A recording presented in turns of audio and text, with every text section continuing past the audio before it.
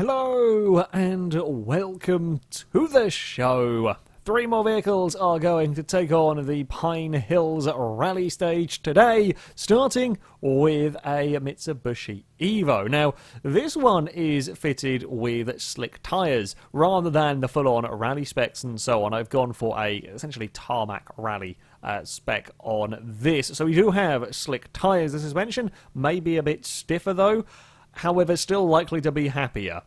Dealing with the bumps, the demands of this quite nasty Pine Hills rally stage. Unlikely to quite have the power we had from the Covet that went out last time. That did go top. Oh, we haven't got a huge amount of rear end grip from this. And that's met some tree. A relatively unspectacular end for the Evo, mind. Well, we lost the wing, but that was about it for its first attempt. Up towards the Meek Peak. Oh, we are very, very sideways. I think if I can kind of keep my foot down at the right angle, we might be able to make it through here. Oh, we almost did. It almost worked. Not quite. That secondary bump, just a bit too much. So nearly managed to get it sideways down the Meek Peak, a corner that is, well, not exactly that wide to begin with. Oh, that dastardly secondary bump caused problems with my almost epic save. Oh, I've got carried away with the camera there. We're still fine. We're still fine. Oh, we're not fine. We're not fine at all. That's gone very badly wrong. That's gone very badly wrong indeed for the Evo.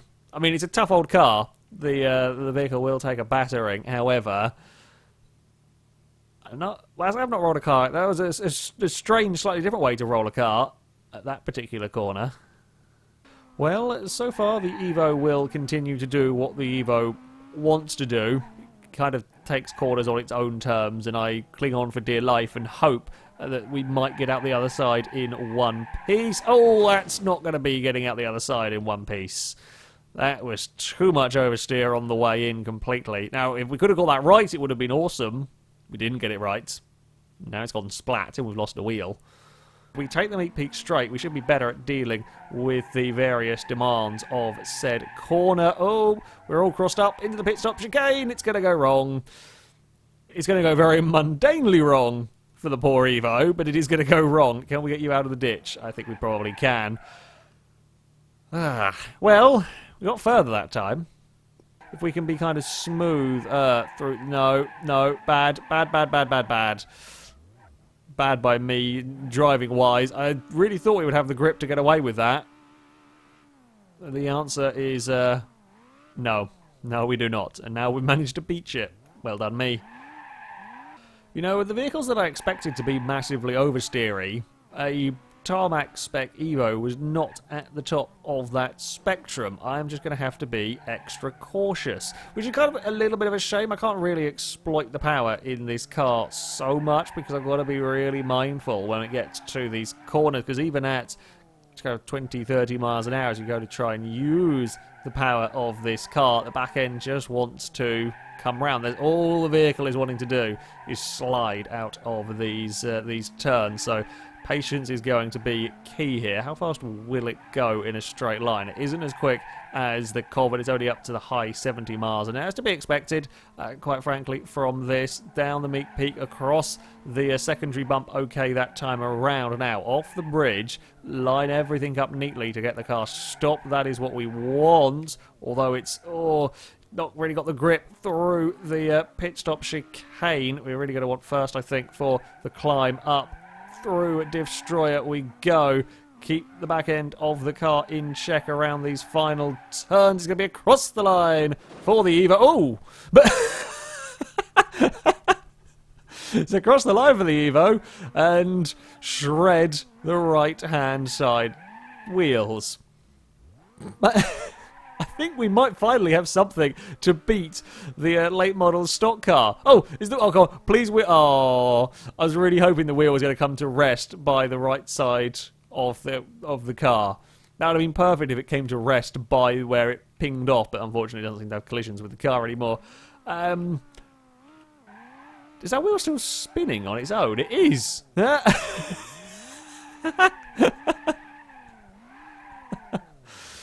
Oh dear, this definitely wins the bonus points for maddest finish.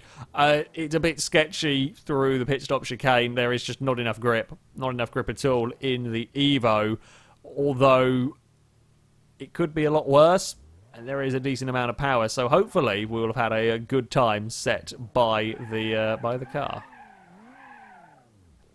Our next vehicle to go down the course is certainly one that stands a chance of going towards the top of the table. Whether it'll be enough to beat the V6R4 Covet, I don't know, but this hill climb at Sunburst stands a chance. It has the power, it's slick tyres, all-wheel drive, massive amounts of aero parts, should be a good amount of downforce on the car, but will the bumps down this course prove too much? That is the question. I am not sure. I don't think they will necessarily. It'll probably be very similar to the Covet V6. Oh, that's a big moment. That's a big moment for the Sunburst. Just bobble the wheel across the outside. At the speed you're going in this car, because that was taking some serious speed through the hairpins, that is all it takes for things to go, oh, it can drag itself back over. Well done, car. That is all it takes for things to go drastically wrong. Go. Oh, it's going to do it again. No, managed to survive that one. It's going to be a bit of a slide. Oh, too much power. Oh, thought we might have recovered it, and then we definitely didn't recover it. We lost the wing. Oh, the mightiest of wings has fallen off the back. It's quick. It's up to 94 miles an hour, probably on par with the V6R4 Covet. Can we jump down the Meek Peak? Oh, the suspension, well, can't really survive it. That's a new one. That is a new one. The car didn't go bobbling off into the scenery like they normally do on that section. The front left wheel axle just completely gave up. We have not had that occur before. It's bobbling and bouncing around. We are good. Up onto the bridge we go. Oh, that's way too much speed onto the bridge. That's carrying so much speed down that section, and that's never going to be able to get stopped down there. I think the issue we're having is it's actually getting airtime, so much airtime coming onto the bridge that by the time I've landed, if I get on the brakes, it's actually too late. So we're going to have to be more careful that section. Still very, very difficult to get the car slowed down at the bottom here. Oh, can we get that change of direction? Oh, not quite right. Not quite right that time. It's a very quick car, but I'm not sure it likes the pit stop chicane as much. Certainly the V6R4 Covet was nicer to drive through there than this. This is kind of bobbling around quite nastily. Now, we've got to be mindful over the Meek Peak. It's kind of worth being cautious here, because we know the suspension can get into trouble. Oh, we're going to smack the bridge! Bugger. Bugger and blast. That's a dead car.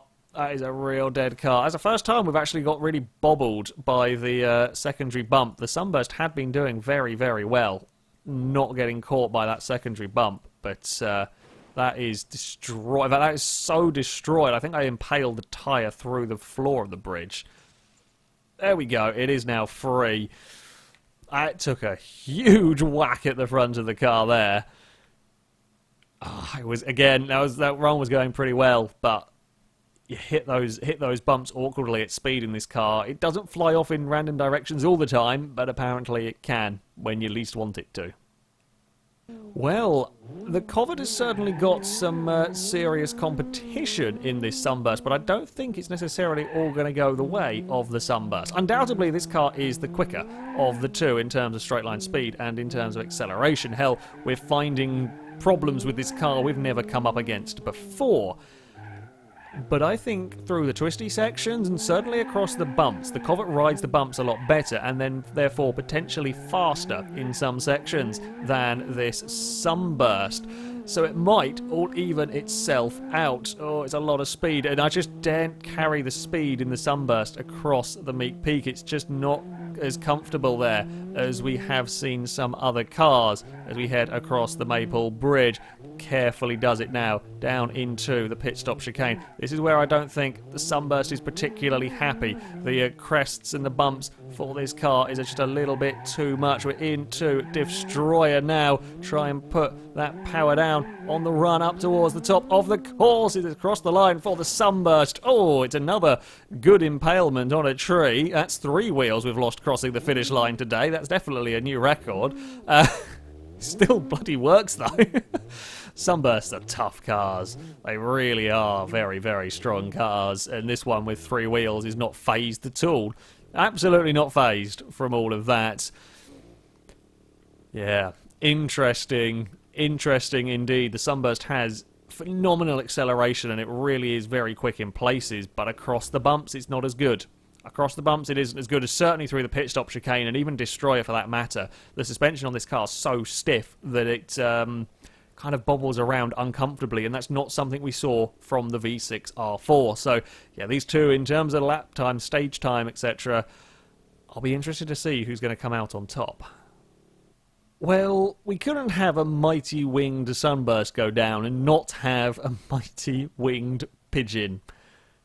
Yeah, I knew as soon as I saw this car, it was going to have to take on the Pine Hills rally stage. It is as absurd as you would expect.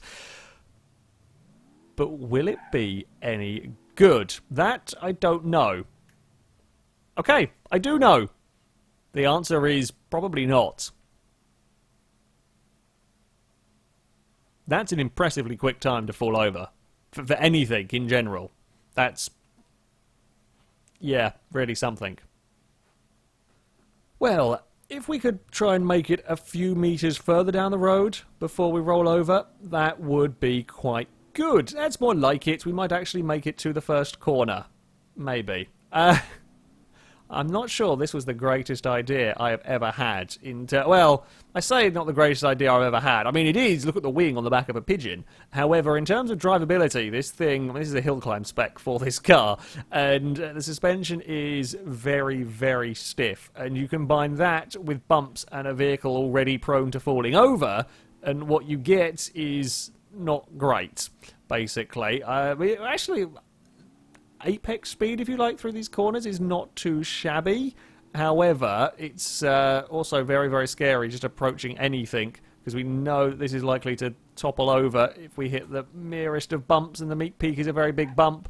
Somehow we've actually survived the Meek Peak pretty well, although we're gonna... oh! we're gonna bridge it in the end. I mean... that didn't make it down the Meek Peak better than I expected it to, for the speed and angle that we approached it. That being said, we did still manage to hit the bridge, which is less than ideal. I mean, it's promising for survivability. Speed-wise isn't too amazing, though. There we go. That's more like it from the Pigeon. We can't quite... that might be a potential hazard.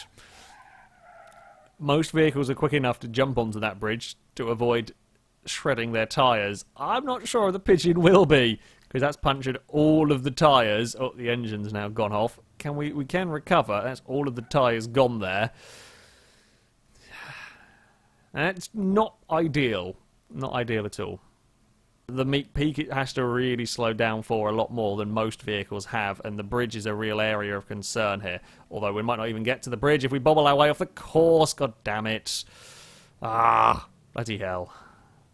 Surprisingly more capable vehicle than you might expect. I've got to be really careful down here. No, bad. Oh, god damn it. God damn it. Those bumps are so annoying. Well, as far as spectacle goes for the Pigeon, it's more about the looks, quite frankly, than the crashes on this one. It's not really going fast enough to have really spectacular crashes, and we do know the Pigeon is a very, very strong vehicle. It takes a lot to kill these. So, yeah, spectacular crash-wise, not really going to happen so much with this vehicle. I mean, its quarter speed is pretty good, what we have seen so far in the car. It is... apex speed is not that far off a lot of more sensible vehicles. The issue we've got is, well, 2 areas where we have to really slow down. The Meek Peak is a very, very bumpy and mean place too, the 3-wheeled Pigeon, and as keeps throwing it off the course. It's that secondary bump there that does it. And the other place where we are going to have to slow down, where we've never had to slow down before, is this bridge. That crest, as we come onto the bridge, most cars will just jump clean past it, will have no issues. The Pigeon, if you try it, the back tyres explode. Basically, you hit the back tyres on the bridge and that is them gone. Come on, get through the pit stop chicane. Now it's really starting to bobble around. Much like the Sunburst didn't like that section, the Pigeon is also not a particular fan of the section. Destroyer is no problem, even on 3 wheels for the Pigeon. And I've kind of cut the way through the final corner there unintentionally because it had a lot more turning than expected.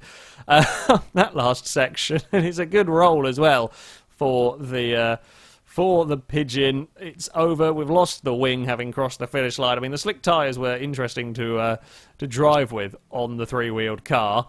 Yeah, I mean, the actual quarter speed itself was pretty good going, all things considered. The bigger issue is going to be the way that it couldn't deal with bumps. It couldn't deal with bumps. I think that is a good note to end on for the hill climb Pigeon.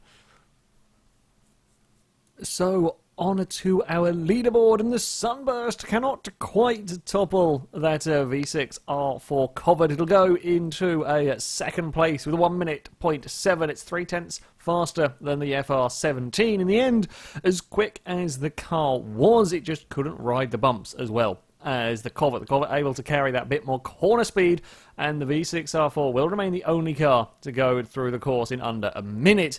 The Evo 9 is a bit further down, 16th place for that, 1 minute 7.4. That car's lack of grip through the corners did cause it some issues. A mere 7.4 is not too bad. It's just behind the Miramar Z Coupe, the ETK I-Series Rally, beats the Grand Marshal, the normal Covet Rally car, so it's a decent enough time, but yeah, just nowhere near enough grip when it came to the corners, and unsurprisingly, the Pigeon is at the very bottom of our table, a 122.7 down. The course, admittedly though, for such a difficult car to drive, not actually that far off. For example, the Blue Collar, not as far off as I thought it might have been, especially considering it's got to be so slow down the Meat Peak, incredibly slow coming onto the Maple Bridge to stop the tyres exploding. Yeah, but it could carry some good corner speed in a very few sections. That, though, is going to be it for this video. As ever, I shall link all the mods used in the description so you can download them, have a go with them yourself. But thank you very much for watching, and until next time, goodbye.